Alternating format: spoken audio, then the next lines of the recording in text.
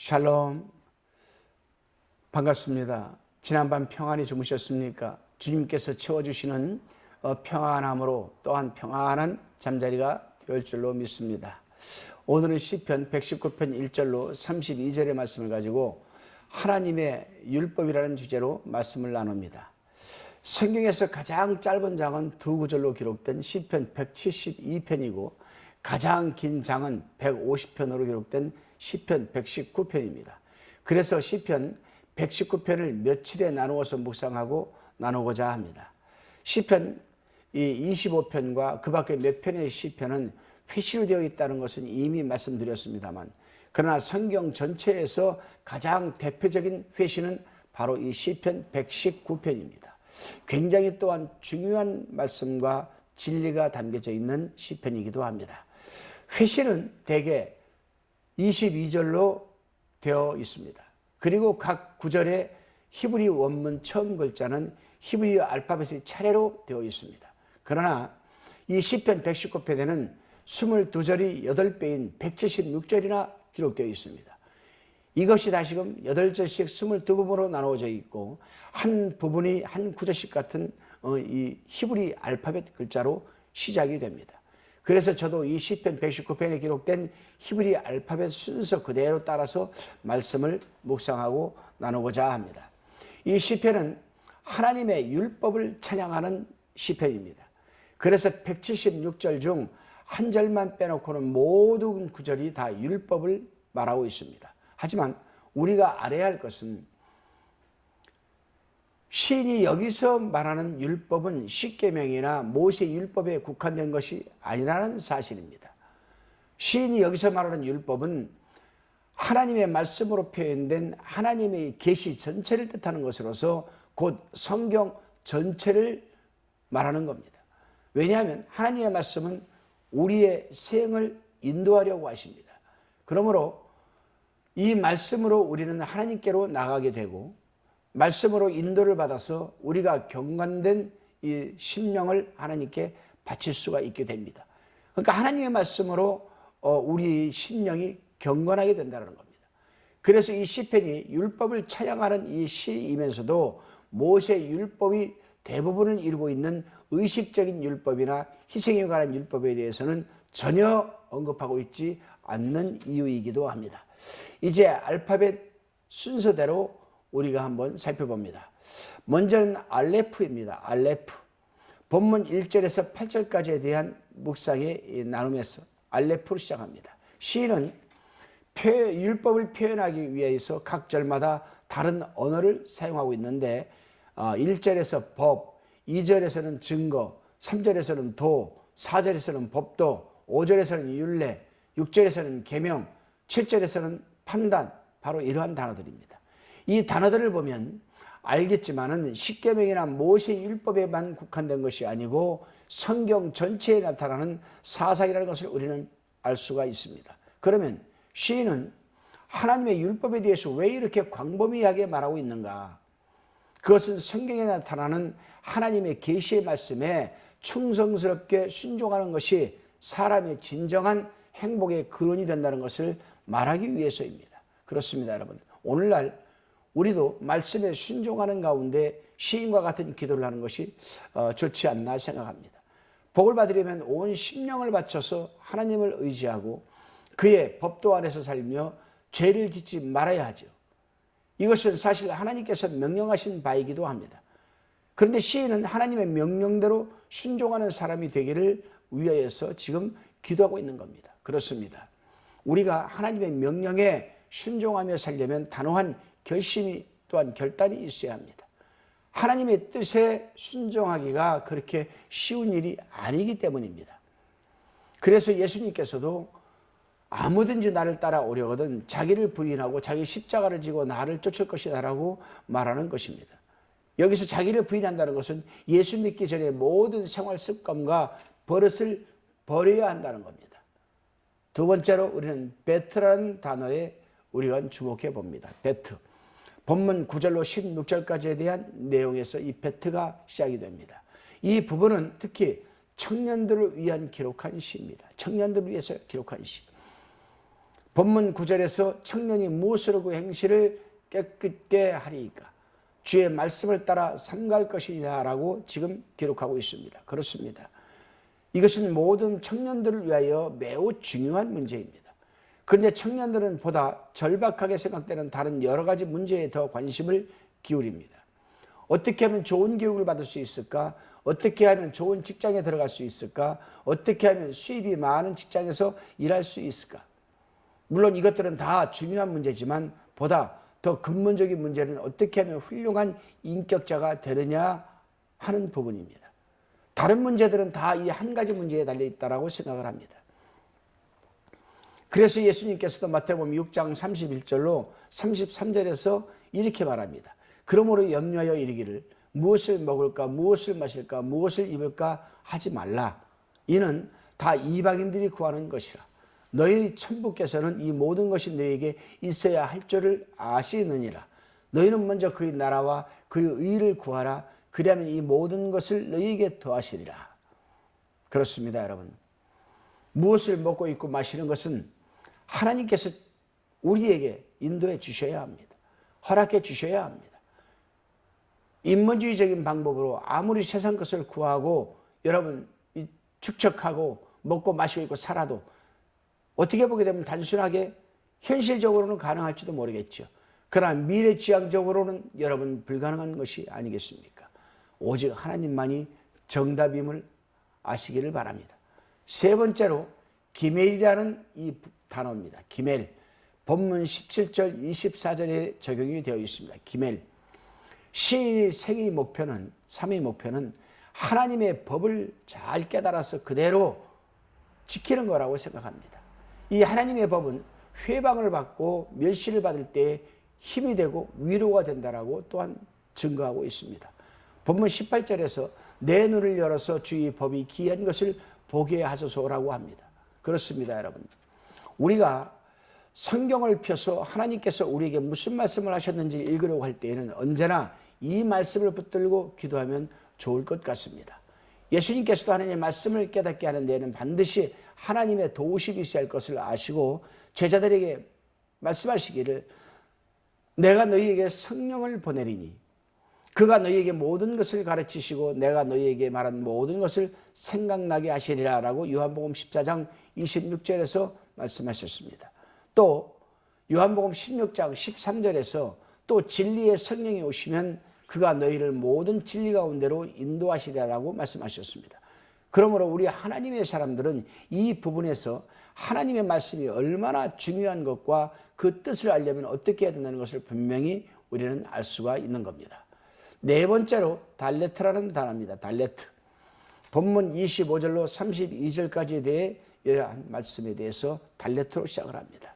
시인은 앞의 부분에서 말한 대로 굴욕적인 해방과 멸시를 받으면서도 자기의 이 생의 목적에 여러분 충실하여서 하나님의 뜻에 충성을 다하기 위한 하나님의 말씀을 더 깊이 알게 하여 달라고 간구하고 있습니다. 시인은 27절에서 법도의 길을 말하고 있고 30절에서는 성실한 길을 말하고 있고 32절에서는 계명의 길을 말하고 또한 중간에 29절에서는 거짓 행위를 지금 말하고 있습니다. 그렇습니다, 여러분. 하나님의 사람들은 성실하게 법도와 계명의 길을 걸어가야 합니다. 거짓 행위와 성실한 길은 대조적인 그런 말이죠. 하나님의 지배 밑에서 이루어지지 않는 모든 행동은 다 거짓 행위라는 겁니다. 우리는 시인이 신중히 생각한 끝에 이 성실한 길을 택했다는 것을 알아야만 합니다. 우연히 하나님의 성실한 길로 들어가게 되는 것이 아니라 성실한 길을 꾸준히 가려면 자신과의 끊임없는 싸움을 해야만이 노력에 여러분 열매를 맺을 수가 있습니다. 그래서 주의 규례를 내 앞에 두었나이다 이렇게 고백하고 있는 겁니다. 왜냐하면 하나님의 규례를 자신이 앞에 두고 있으니까 언제나 바라보게 되어 잊어버릴 수가 없기 때문입니다. 다섯 번째로는 해라는 단어입니다. 해. 안해자입니다. 해.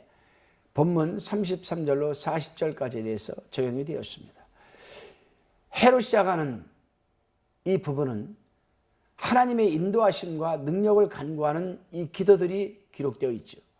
시인은 33절에서 가르치소서, 34절에서 깨닫게 하소서, 35절에서 행케 하소서, 37절에서 나를 소성케 하소서, 38절에서 세우소서라고 지금 간구하고 있습니다.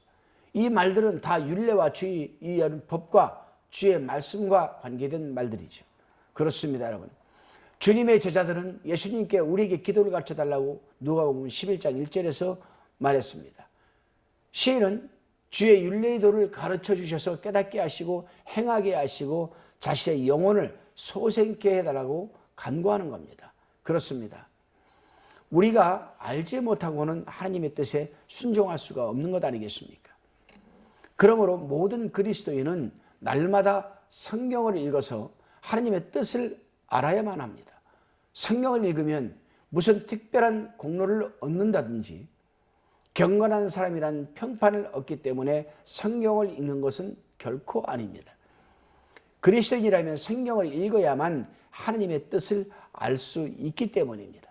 그런데 그리스도인 중에는 그리스도인의 신앙과 생활에 대하여 너무나도 막연한 생각을 가지고 있는 사람들이 많은 것 같습니다.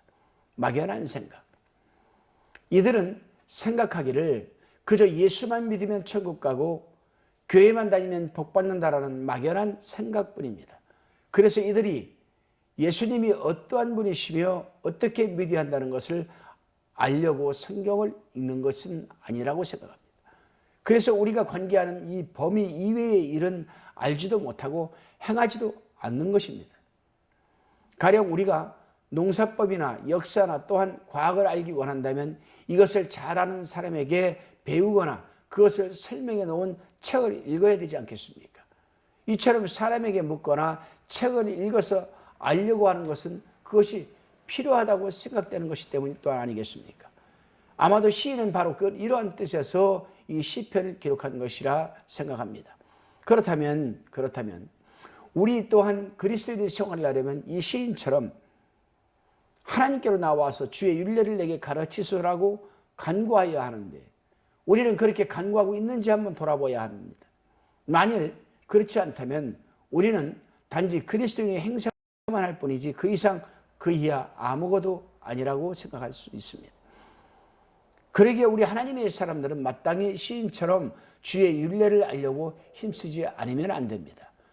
시인은 본문 40절에서 내가 주의 법도를 사모하여 싸우니 주의 의의 나를 소성케 하소서 이렇게 간구하고 있습니다. 예수님께서도 마태복음 5장 6절에서 의에 줄이고 목마른 자는 복이 있나니라고 말씀하셨습니다. 하나님의 뜻대로 살려고 하는 사람들이 의를 사모하는 것처럼 이 시인은 주의 법도를 사모하였습니다. 말씀을 사모했다는 거죠. 그렇습니다. 사람이 생명을 구하는 데는 다른 방도가 없습니다. 돈이나 직업이나 명예나 재산도 소용이 없습니다.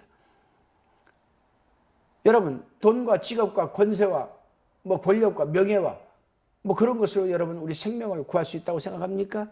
절대로 없죠. 생명을 우리가 유지하려면 먹고 마셔야 하는 것처럼 그리스도인들은 하나님의 말씀을 영의 양식으로 삼고 먹고 마셔야 하는 겁니다. 그래야 영혼이 건강해지는 것 아니겠습니까? 그렇습니다. 우리 하나님의 사람들에게 있어서 가장 중요한 것은 하나님의 말씀입니다. 예수님께서 말씀하신 대로 우리가 복을 받으려면 하나님의 말씀에 줄이고 목마른 사람처럼 되어야 하는 겁니다. 이제 여섯 번째로 와우라는 단어입니다. 와우. 본문 41절로 48절까지의 적용이 되었습니다. 와우로 시작을 합니다. 본문 41절에서 여호와여 주의 말씀대로 주의 인자하심과 주의 구원을 내게 임하소서라고 지금 말하고 있습니다. 이것은 하나님을 증거할 수 있는 은사와 용기를 달라고 간구하는 겁니다. 하나님을 증거할 수 있는 여러분 은사와 용기 이거를 주십시오. 사실 어떻게 보게 되면요, 전도하는 것도 은사가 필요하고 용기가 필요합니다. 용기가 없어서 또 은사가 없어서 자기는 전도를 못한다는 사람도 사실 있습니다. 그렇습니다, 여러분. 주의 인자하심은 언제나 그런 것과 마찬가지로 사실 여러 가지로 우리에게 나타납니다. 하나님께서는 사람에 따라서 여러 가지 모양으로 은사 베풀어 주시죠. 그 중에서 가장 큰 은혜의 은사, 우리를 죄로 인한 사망에서 구원해 주시는 일이 아닐까 생각합니다. 이 구원에 대해서도 시편 기자보다 우리가 더 잘 알고 있을지도 모릅니다. 그것은 하나님의 말씀에 따라서 그리스도로 말미암아 우리를 위하여 예비하신 완전한 구원을 알고 있기 때문이 아니겠습니까? 그렇습니다, 여러분. 우리는 시인과 같은 이러한 확신을 마음속에 가지고 있음으로써 사도 베드로가 너희 속에 있는 소망에 관한 이유를 묻는 자에게는 대답할 것을 항상 예비하되 온유와 두려움으로 하라라고 베드로전서 3장 15절에서 기록하고 있습니다. 우리 주위 사람들에게 구원의 도리를 증거할 수가 있는 겁니다. 이제 7번째로 자인이라는 단어입니다. 자인. 본문 49절로 56절까지에 대한 내용인데 자인으로 시작을 합니다. 시인은 여러 가지 곤란과 멸시를 받는 중에서도 하나님의 법도에 의지함으로써 위로와 기쁨과 소망을 얻게 되었습니다. 이 소망은 하나님의 말씀에 근거를 두고 있습니다. 불신자들의 소망과 그리스도인의 소망과의 차이는 하나님의 말씀에 대한 지식을 소유하고 있느냐 없느냐에 따라서 생기는 겁니다. 이 부분에 있어서 또 하나 관심을 갖게 하는 것은 51절 말씀으로 교만한 자가 나를 심히 조롱하였어도 나는 주의 법을 떠나지 아니하였나다라고 고백하고 있습니다. 이것은 사람으로서 견디기 매우 어려운 일입니다. 우리는 우리 주장에 반대하는 것에는 견딜 수 있습니다. 또 매를 맞는다든지 굶는 것쯤에는 우리 주장을 굽히지 않을 수 있습니다. 그러나 조롱하는 데는 참 견디기 어려울지도 모릅니다. 그러나 시인은 말합니다. 나를 심히 조롱하였어도 나는 주의 법을 떠나지 아니하였나이다. 그렇습니다, 여러분. 아무리 원칙을 가지고 있다 하더라도 그 원칙을 끝까지 지키고 그 원칙에 따라서 살지 않는다면 무슨 소용이 있겠습니까? 우리가 순탄한 삶을 살아갈 때나 어려운 삶을 살아갈 때나 진리는 언제나 변함이 없습니다. 그런데 하나님께서는 언제나 신실하게 진리로 우리를 공평하게 공의로 대해 주십니다. 그렇다면 우리 하나님께서 이처럼 신실한가 그렇지 못한가 한번 자기 자신을 놓고 한번 평가해 보시기를 바랍니다. 8번째로 헤트라는 단어입니다. 헤트. 본문 57절에서 64절까지의 헤트로 시작합니다. 여기서 시인은 여호와는 나의 분기시이라는 말로 시작을 하죠. 이 말은 곧 하나님은 나의 유업이라는 말과 같은 뜻입니다. 유업이라는 우리가 일해서 얻은 것이 아니고 고맙게 받아서 유용하게 사용하는 것을 말합니다. 사실 우리는 하나님께로부터 유업을 받았습니다. 이처럼 우리는 하나님께로부터 많은 유익함을 받았으니 그의 말씀에 충성스럽게 순종하는 것이 마땅합니다. 하나님께로부터 유업을 받은 사람은 외롭지 않습니다. 시인은 63절에서 나는 주를 경외하는 모든 자와 주의 법도를 지키는 자의 동무다라고 지금 말하고 있습니다. 이것은 우리가 예수 그리스도를 우리의 구주로 믿음으로써 이루어질 수 있는 우정의 넓이를 암시하는 말이기도 합니다. 아마도 이러한 생각이 시인으로 하여금 위에서 말한 것과 같은 비난이 닥쳐올 때에도 능히 견디게 하였을 것입니다. 그렇습니다, 여러분. 예수님께서는 우리들과 다름없이 홀로 서 있을 때에는 얼마나 약한 입장에 있게 된다는 것을 잘 알고 계십니다. 그래서 예수님께서는 우리에게 고독한 그리스도기요, 또 고독한 크리스찬, 그런 사람들에게 고독한 신앙생활을 하라고 하시지 않고 주를 경외하는 모든 그리스도인들과 친교의 관계를 맺으라고 지금 말하는 겁니다. 바로 이것이 여러분 우리가 지금 섬기고 있는 교회입니다. 이 친교를 통하여 우리는 공통된 영적 유업을 차지하게 되는 겁니다. 왜냐하면 하나님께서 우리 모든 사람의 분기시 되셨기 때문입니다. 그리고 우리는 이 교회에서의 친교를 통하여 그리스도인의 생활을 가볍게 할 수 있는 능력을 얻게 되는 겁니다. 그렇습니다. 이러한 의미에서도 성경연구 모임이나 그 밖에 그리스도인들이 함께 모이는 모임은 우리에게 참 유익합니다. 이러한 모임을 가짐으로써 우리는 작은 국부적인 교회가 아니라 보다 큰 단체에 속해 있다는 소속감을 갖게 되고, 주를 경외하는 모든 사람은 친구라는 생각을 하게 됩니다. 더 나아가 형제 자매들이 공동체라는 생각과 함께 큰 위로와 힘을 얻게 되는 것입니다. 9번째로 데트라는 단어입니다. 테트로 시작을 합니다. 본문 65절에서 72절까지입니다. 시인이 겪은 여러 가지 고난과 핍박은 오히려 시인에게 유익함이 되었습니다. 왜냐하면 이러한 어려움으로 인하여 그가 더욱 하나님의 말씀에 여러분 친근하게 되었기 때문입니다. 그래서 시인은 이렇게 고백합니다. 67절에서 고난당하기 전에는 내가 그릇 행하였더니 이제 주의 말씀을 지키나이다. 그리고 71절에서 고난당한 것이 내게 유익이라 이로 인하여 내가 주의 율례를 배우게 되었나이다. 이렇게 고백하고 있습니다. 물론 고난을 당하는 것이 언제나 이렇게 좋은 결과를 가져오는 것은 아니겠죠. 때로는 하나님께 불평을 일으키게 되기도 하고 또 그렇게 하기도 합니다. 왜냐하면 우리가 큰 벌을 받은 짓도 하지 않았는데 왜 이러한 고난을 겪게 하시는가라고 생각하기 때문에, 그 생각 때문에 그렇게 되는 겁니다. 우리 하나님의 사람들은 고난을 당할 때에 하나님의 말씀을 반드시 공부하고 청취하고 읽어야 합니다. 그것을 왜 하나님께서 고난을 당하게 하시는 그 이유를 알려고 하는 것은 결코 아닙니다. 고난의 이유를 알기란 쉬운 일이 아니기 때문입니다. 그보다는 우리가 하나님의 뜻대로 살려면 어떻게 해야 될지 분명한 전망을 알아내기 위해서 우리는 하나님의 말씀을 공부해야 하는 겁니다. 그렇습니다.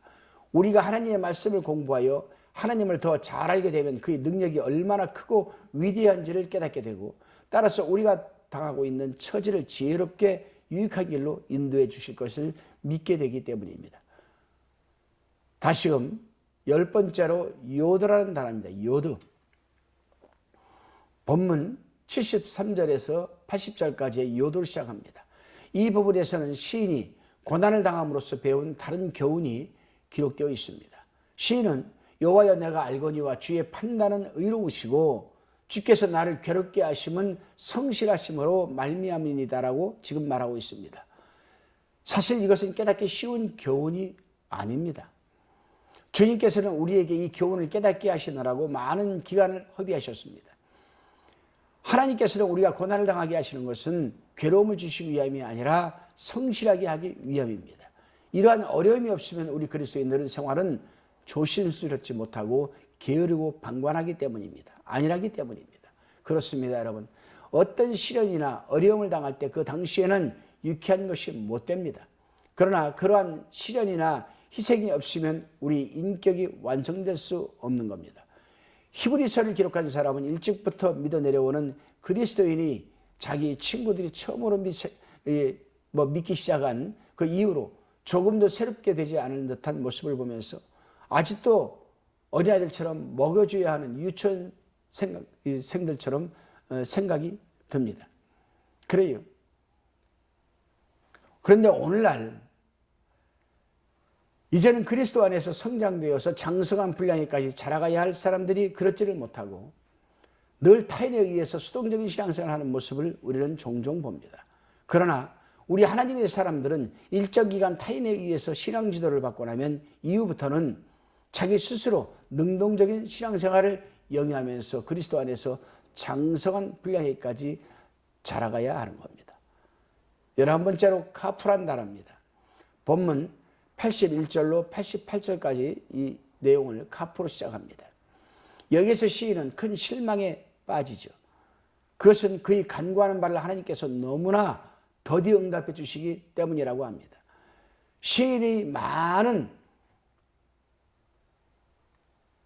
여러 가지 그 깨달음, 또 교육, 교훈 등등 무수히 많았을 거 아니겠습니까? 근데 여기서는 실망에 빠져버립니다.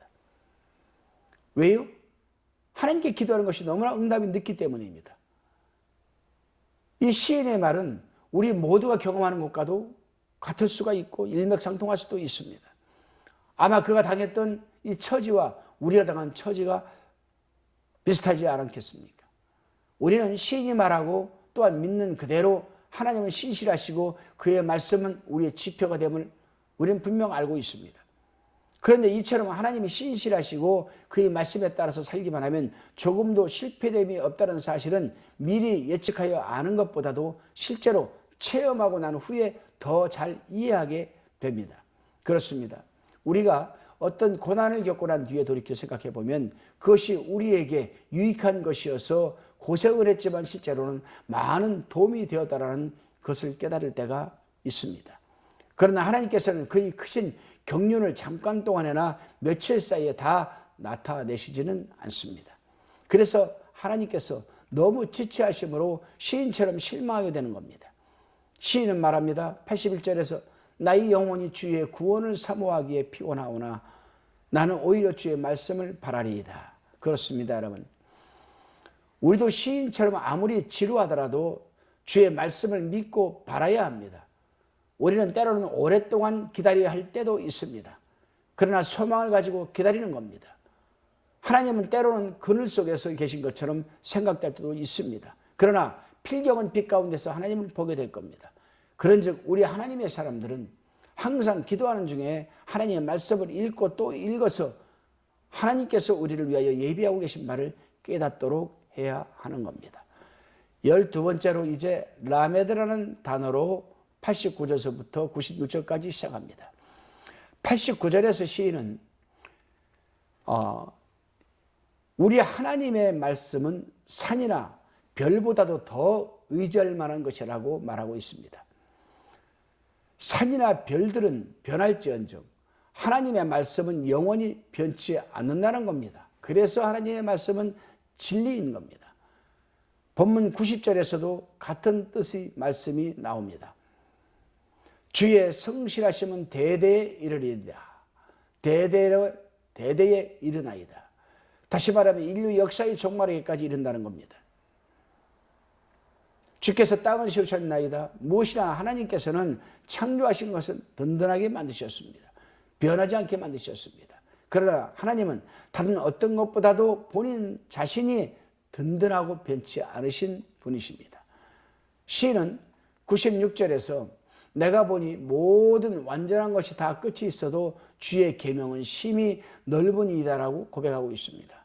이것은 이제까지와는 반대되는 말씀같이 느껴지죠. 그러나 여기서 말하는 완전한 것은 세상에서 말하는 완전한 것을 말합니다. 이 세상에 완전한 것은 제한이 있습니다.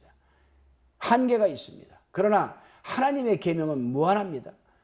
그래서 시인은 걱정하는 궁중에서도 기쁜 소망을 갖게 됩니다. 곧 그는 든든한 토대 위에 굳게 서 있는 것입니다. 13번째로 맴이라는 단어로 97절에서 104절까지 시작을 합니다. 맴. 시인은 계속해서 하나님의 말씀을 공부함이 얼마나 즐거운 일인가를 97절에서 말하고 있습니다. 시인은 날마다 새로운 지식을 얻게 되고 또한 새로운 지식을 얻을수록 그것이 새로운 기쁨의 근원이 된다라고 말하고 있습니다. 99절에서는 시인이 자기가 얻을 지식을 과장하게 표현하여서 나의 명철함이 나의 모든 스승보다 승하다라고 지금 말하고 있습니다. 그리고 다음 절에서는 나의 명철이 노인보다 승하다라고 또 말합니다. 그러나 이것은 시인이 배운 것이 많아서 명철하는 뜻이 아닙니다. 그보다는 그가 받은 지식의 근원을 강조해서 지금 말하는 겁니다. 여러분, 스승이나 노인들은 다 시인이 선생들이 되어야 할 터인데 한 번도 하나님의 말씀에 관심을 두고 이에 가까이 하려고 하지 않습니다. 그런데 다행하게도 시인은 이 귀중한 책을 읽어서 영원한 지식을 얻게 되었습니다. 이 영원한 지식은 그 일생에 큰 영향을 끼쳤죠. 그래서 시인은 내가 주의 말씀을 지키려고 발을 금하여 모든 악한 길로 가지 아니하였사며라고 얘기를 합니다. 그리고 모든 거짓 행위를 미워하나이다라고 고백을 합니다. 그런데 사람은 거짓말을 하면서도 얼굴색 하나 바뀌지 않습니다. 밥 먹듯이 거짓말을 합니다. 과연 그 사람이 하나님의 말씀을 공부하는 사람일까? 과연 그 사람이 하나님의 인도함을 받는 사람일까? 아니죠. 그렇습니다. 이것이 바로 하나님의 말씀을 진지하게 진실되게 항상 공부하는 사람과 그렇지 못한 사람의 차이점이라고 할 수도 있습니다. 세상 역사를 보더라도 하나님의 말씀인 성경을 진실하게 읽음으로써 완전히 변화되어 새 사람이 된 이야기는 얼마든지 있습니다. 다시금 14번째로 눈이라는 단어로 105절에서 112절까지 시작을 합니다. 이 부분은 시편, 여러분 이 가장 유명한 말씀이 있죠. 주의 말씀은 내 발의 등이요 내 길의 빛이니다라고 시작이 됩니다. 주의 말씀이 주의 길잡이가 되며 빛이 되는 것은 그리스도인에 있어서 가장 중요한 일 중에 하나가 아니겠습니까? 백구편에서도 그 유명한 말씀이 있잖아요. 주의 말씀은 내 발의 등이요 내 길의 빛이니이다. 그래요. 왜냐하면 우리 그리스도인들이 오늘날 걸어가려고 하는 길은 새로운 것으로서 전에는 걸어본 일이 없기 때문입니다. 우리가 가는 길은 때로는 밝고 햇빛이 환하여서 인도를 받을 필요가 없기도 합니다. 그러나 어떤 때는 나아갈 길이 어둡고 침침하여서 공포와 위협을 느끼며 걱정, 절망, 근심 속에서 걸어가야 할 때도 있습니다. 이런 때는 비록 잘 아는 길이라도 우리를 인도해 줄 빛이 필요하지 않겠습니까? 그 빛이 바로 하나님의 말씀입니다. 여러분, 본문에서 시인은 고난을 당하고 107편에서 110절에서는 악인의 올무가 놓여 있으나 하나님의 보호하심과 안전함을 받으면서 주의 영원한 기업을 받아 즐거워하는 모습이 111절에 기록되어 있습니다. 그래서 시인은 위협이 닥쳐올 때라 두려움 때뿐 아니라 항상 주의 율례를 깊이 끝까지 행하려고 내 마음을 기울였나이다 라고 112절에서 말하고 있습니다. 그렇습니다. 우리가 매일 주님과 동행한다고 할 때 그것은 곧 하나님의 말씀 안에서 거하는 삶을 의미합니다. 왜냐하면 하나님의 말씀 자체가 예수님 로고스이기 때문입니다. 늘 하나님의 말씀을 읽으며 가슴에 새기고 살아갈 때에 그 어떤 위협이나 일이나 어려움이나 곤감이 다가올 때 그 말씀이 큰 위로가 되고 힘이 넉넉하게 이겨내기 때문입니다. 이제 15번째로 사메크라는 단어로 시편 119편에서 113절에서 120절까지 시작이 됩니다. 시인이 당하고 있는 한 가지 문제가 113절에 나타나 있죠. 그것은 곧 두 마음입니다. 그는 말하기를 내가 두 마음을 품은 자를 미워하고 주의 법을 사랑하이다 라고 합니다. 이것은 아마 중간에 걸쳐 있으면서 반은 신앙생활의 안쪽에 있고 반은 그 바깥쪽에 있는 사람을 의미하는 겁니다. 그렇습니다, 여러분. 오늘날도 그런 사람이 얼마나 많이 있는지 모릅니다. 입술로는 자신이 믿음이 최고입니다. 입술로는 가장 의롭습니다. 입술로는 하나님의 축복을 다 받은 사람처럼 말합니다. 그러나 그 사람이 행하는 행동과 그 마음에 담은 두 마음은 어두움의 그림자가 항상 드리워져 있습니다. 교회 안에서도 항상 문제가 되는 사람들은 두 마음을 품은 자들입니다. 어떤 사람은 교회에서 직분을 맡고 있으면서도 세상적인 방법까지 보이는 것을 볼 수가 있습니다. 이들은 단호한 결단을 내리지 못하는 사람들입니다. 16번째로 아이라는 단어로 121절에서 128절까지 시작을 합니다. 시인은 기도를 하면서 내가 공과 의를 향하여 싸우니 나를 압박하는 자에게 붙이지 마옵소서라고 말을 합니다. 다시 말하면 시인은 하나님의 말씀을 읽는데 그치는 것이 아니라 그 말씀대로 실천하며 살아온 것을 하나님께 지금 말하고 있는 부분입니다. 그렇습니다. 이와 같이 그리스도인은 깨달은 바를 믿을 뿐 아니라 그것을 실천하는 것이 아주 중요한 일입니다. 이 실천은 또한 대부분의 그리스도인들이 생각하는 것보다 훨씬 영향을 끼치는 바가 큰 것이라 할 수 있습니다. 다시 말하면 그리스도인들은 일주일이면 7일 동안 다 그리스도인다운 생활을 해야 되며 하루 24시간을 다 그리스도인다운 생활을 해야만 하는 겁니다. 굉장히 어려운 부분이죠. 이것은 그리스도인에게 있어서 가장 큰 영적인 자산이 되는 걸로 우리는 믿어야 됩니다. 17번째로 패라는 단어입니다. 129절에서 136절까지로 시작하는데 패란 단어로 시작합니다. 하나님의 말씀인 성경 말씀은 살아 운동력이 있기 때문에 그것을 읽는 모든 사람의 폐부를 찌르는 특색이 있다라고 여러분 히브리서 4장 11절에서 말하고 있습니다. 이 말씀의 깊이는 세상적 사람이 가장 지혜로운 그 사람의 지혜로 깨닫지 못하는 겁니다. 세상에서 아무리 지혜가 큰 사람도 여러분 하나님의 말씀을 깨닫지 못합니다. 여러분 서울대학교 국문학과 교수가 예수를 믿지 않는다면 하나님의 말씀을 깨달을 수 있습니까? 허무맹랑한 스토리라고 얘기를 할 겁니다. 그렇지만은 국민학교밖에 초등학교밖에 나오지 못해서 한글만 읽을 줄 아는 사람이라도 그 사람이 예수 그리스도를 믿고 예수 그리스도를 구주로 영접하고 그 예수님의 영 성령이 그 사람의 내주 안에 들어온다서 그래서 그 성령의 눈을 조명하여 주면 하나님의 말씀을 여러분 얼마나 깊게 깨닫는지 모릅니다. 그렇습니다, 여러분. 그래서 시인은 130절에서 주의 말씀을 열무로 우둔한 자에게 비추어 깨닫게 하나이다 라고 여러분 고백을 합니다. 그렇기 때문에 우리가 성경 말씀을 읽을 때에는 성령께서 우둔한 우리의 눈을 열어 깨닫게 해달라고 기도하면서 읽어야 하는 것입니다. 왜냐하면 하나님의 말씀은 영적인 비밀한 계시책이기 때문입니다. 이제 18번째로 샤데라는 단어로 본문 137절에서 144절까지 시작을 합니다. 샤데. 시인은 이 부분에서 4번이나 하나님의 의, 곧 하나님의 법은 의롭다는 것을 말하고 있습니다. 137절에서 138절에서 142절, 144절에서 여러분 하나님의 법은 의롭다 이렇게 말합니다. 하나님의 법과 의는 떨려야 뗄 수 없는 상관관계를 갖고 있습니다. 하나님의 법은 하나님의 성품을 나타내는 것이죠. 하나님의 성품은 의롭고 참되심으로 하나님의 법도 의롭고 참되다라는 겁니다.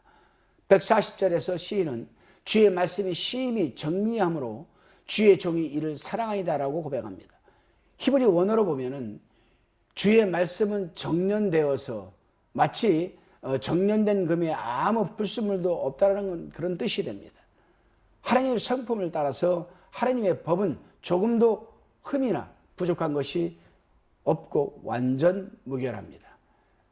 그렇습니다, 여러분. 우리는 하나님의 말씀을 읽을 때 굉장히 중요한 부분이 있죠. 의심해서는 안 됩니다. 하나님의 말씀은 순전합니다. 참 진리입니다. 왜요? 예수 그리스도 그 자체 로고스이시기 때문에 잊지 마시기를 바랍니다. 이제 19번째로 코프라는 단어로 본문 145절에서 152절까지 시작을 합니다. 코프. 이제 시인에게 고난이 닥쳐왔습니다. 그래서 145절에서 그는 진심으로 147절에서 새벽 전부터 부르짖으며 143절에서 야경이 깊기 전에 깨어 그는 간구하고 있다라고 말합니다. 그 중에서 특히 두 구절 150절과 151절에 우리는 주목해 봅니다. 150절에 악을 쫓는 자가 가까이 왔사오는 저희는 주의 법에서 머니이다. 먼 사람이다. 만약 이렇게만 한다면 아주 어려운 처지에 있으므로 감당하기 어려울 것입니다. 그러나 이와 동시에 여호와여 주께서 가까이 계시오니 주의 모든 계명은 진리이다. 얼마나 든든한 말인지 모릅니다. 믿지 않는 자가 악을 행하는 자가 내게 가까이 왔지만 그 사람보다 먼저 나한테 가까이 있는 사람은 하나님이라는 것. 그래서 자기는 하나님을 믿고 진리를 믿는다는 겁니다. 그렇습니다. 그리스도인은 시련이나 유혹을 혼자만 당할 필요가 없습니다. 악한 계교가 그리스도인을 가까이 할 때에는 하나님이 또한 가까이 계셔서 신실하고 의지할 만한 말씀으로 우리를 도와주시고 격려해 주시는 분이라는 것을 잊지 마시기 바랍니다. 이제 20번째로 레시라는 단어입니다. 153절에서 160절까지 이 레시로 시작을 합니다. 시인은 계속해서 자기를 고난 중에서 구원해 주시기를 간구하고 있습니다. 그러나 그보다도 3번이나 하나님께 애원하는 것은 154절, 156절, 159절에서 나를 소성케 하소서라는 말을 계속합니다. 소성케 하소서. 우리는 다른 사람들이 죄로 인하여 마음이 흔들리기 쉽지만 주위에서 일어나는 악에 끌려가서는 안 됩니다. 그러나 언제나 우리 자신의 마음속에도 악이 존재하고 있다는 사실은 잊지 말아야 합니다. 그러므로 남이 잘못을 고치려고 하기 전에 먼저 우리 자신의 악을 먼저 정리청산해야 합니다. 그래서 시인은 이 사실을 알고 하나님의 말씀과 규례와 또한 주의 인자하심으로 자기를 소성케 해달라고 지금 강구하는 겁니다.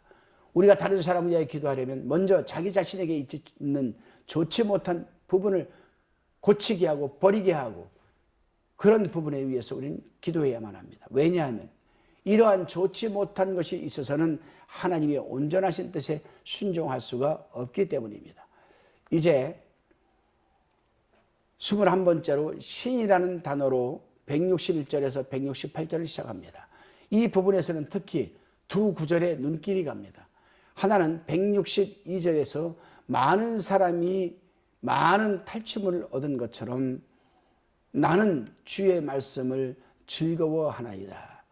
쉽게 얘기하면 다른 사람은 여러분 많은 탈취물을 군인이 전쟁터에 가서 탈취물을 많이 얻은 것처럼 나는 그런 것보다는 하나님의 말씀을 즐거워하면서 많이 얻겠다는 것과 똑같은 말입니다. 이것은 예수께서 말씀하신 감추인 보배의 비유이며 또한 값이 나가는 진주의 비에 비슷한 겁니다. 이 두 비유에서 귀한 진리는 사람이 소유한 어떠한 보배보다도 여러분 하나님의 말씀이 귀중하다는 걸 말하는 것이 아니겠습니까? 그렇습니다. 이 시인이 체험한 것은 아이들이 보배 찾기를 하는 놀이에서 이것저것을 찾아다니다가 결국 보배를 찾아가지고 기뻐하는 것에 비유할 수 있을 겁니다. 보물찾기. 그런데 이러한 비유와 성경의 진리와 한 가지 다른 점은 이런 비유에서는 단지 한 가지 보배를 찾게 되지만 하나님의 말씀을 잘 읽으면 여러 가지 보배를 얻게 된다는 사실을 잊지 마시기 바랍니다. 이제 22번째로 타오라는 단어로 169절에서 176절까지 시작을 합니다. 시인은 끝부분에 이르러서 영원한 하나님의 말씀에 대하여 감사와 찬송의 노래를 부릅니다. 시인은 마지막 구절에서 말씀은 이른 양같이 내가 유리하오니 주의 종을 찾으소서 내가 주의 계명을 잊지 아니함이니이다라고 176절에서 말하고 있습니다. 이것도 윗부분에서 말한 보배에 대한 이야기와 비슷한 말씀입니다. 예수님께서 이른 양의 비유를 말씀하신 것처럼 이사야 선지자와 에스겔 선지자도 이 말씀을 인용하였습니다. 이 말은 우리에게 아주 중요한 진리를 깨닫게 합니다. 잃어버린 양처럼 우리 어리석음과 정욕에 따라서 하나님을 떠나 헤매고 있을 때가 종종 있습니다. 어느 누가 도와주지 않는다면 제 갈 길을 찾지 못하고 죽고 말았을 것이 아니겠습니까? 이 어려운 처지에서 우리를 찾아내어서 구원해 주실 분은 오직 예수 그리스도라는 것을 우리는 잊지 말아야 할 것입니다. 기도드리시겠습니다. 주님, 우리가 말씀을 읽을 때나 들을 때에 하나님께서 나에게 하시는 말씀이구나라는 감동을 주시옵소서. 그리고 그 말씀에 절대 순종하며 행하는 삶이 되게 하여 주시옵소서. 감사드리오며 예수님의 이름으로 기도드리옵나이다. 아멘.